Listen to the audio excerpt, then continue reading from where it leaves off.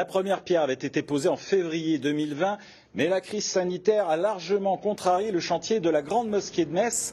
Après ce faux départ, l'association cultuelle et culturelle de la Grande Mosquée procédait ce matin à une nouvelle cérémonie pour lancer officiellement les travaux. En direct du quartier Bellecroix, c'est le président de l'association Mohamed Hicham Joudat qui est avec nous. Bonjour. Alors pourquoi avoir voulu organiser ce nouveau moment solennel ce matin ? Bonjour.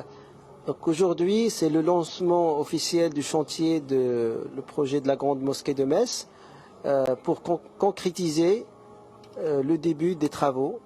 Après, comme vous avez rappelé, la pose de la première pierre l'année dernière, le 15 février 2020, on était impacté un mois après par la crise sanitaire, ce qui a ralenti bien sûr l'avancement de notre travail. Donc aujourd'hui, en mois de décembre, donc, on a lancé le chantier qui va, d'une façon concrète, démarrer à partir de janvier 2022.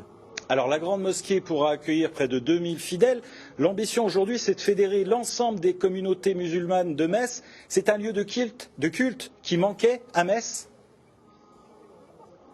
À Metz, il y a plusieurs petites mosquées, mais cette mosquée sera une mosquée centrale, en gardant toujours les petites mosquées des quartiers.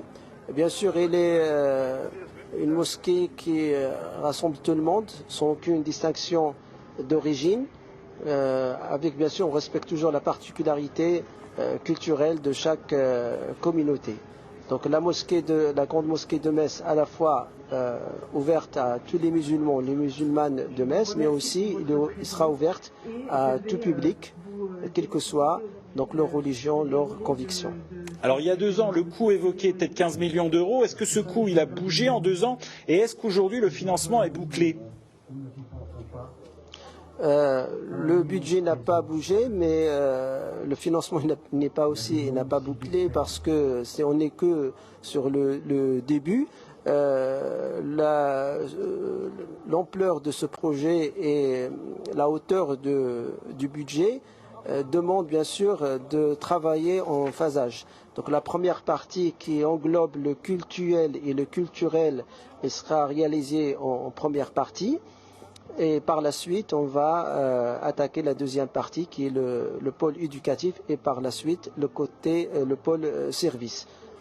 Merci à vous, Mohamed Hicham Joudat, de nous avoir apporté ces précisions ce matin.